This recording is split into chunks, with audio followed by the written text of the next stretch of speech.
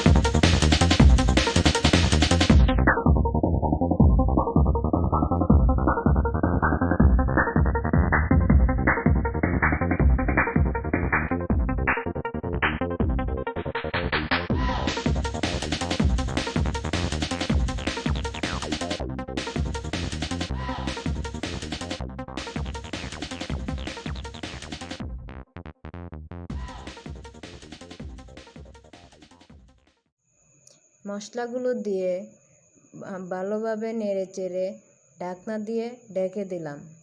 ঢেকে দেওয়ার কারণ এটাকে ভালোভাবে কষানোর জন্য ঢাকনা দিয়ে ঢেকে দিয়েছি।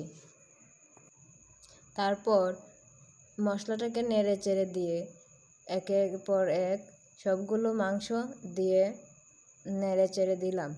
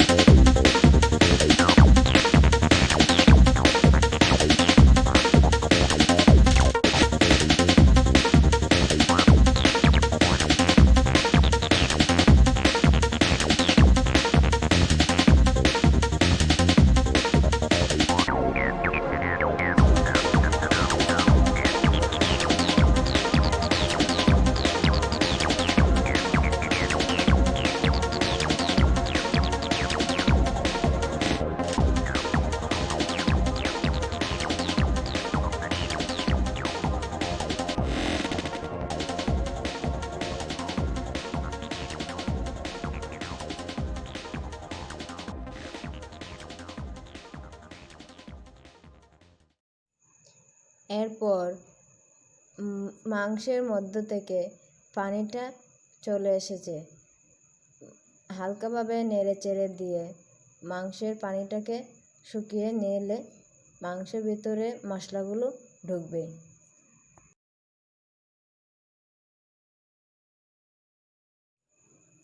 তারপর মাংস ভালোভাবে কষানো হওয়ার পর আলুগুলোকে ঢেলে হালকাভাবে নেড়ে চেড়ে দিলাম।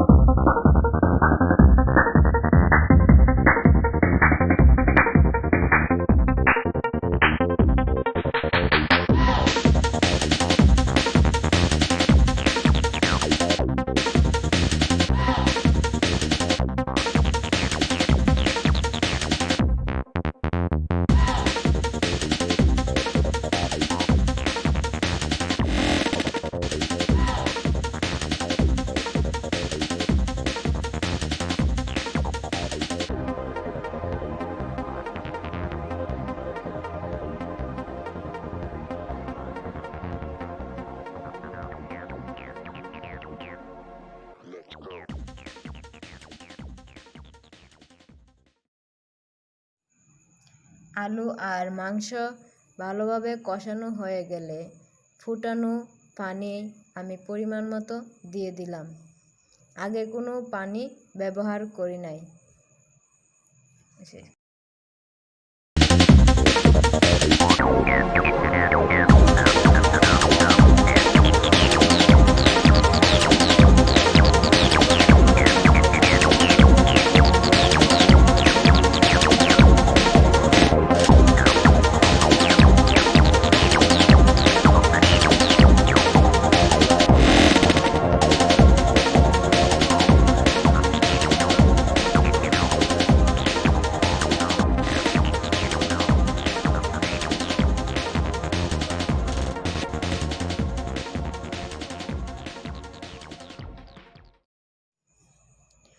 তরকারিটা হয়ে আসলে আমরা ৫-৬টা কাঁচামরিচ দিয়ে দিলাম। এরপর ধনেপাতা কুচি সাথে দিয়ে দিলাম। ধনেপাতা কাঁচামরিচ একটু সিদ্ধ হওয়ার পর আমি তরকারিটা নামিয়ে নিলাম। রেসিপিটি যদি সবার ভালো লাগে অবশ্যই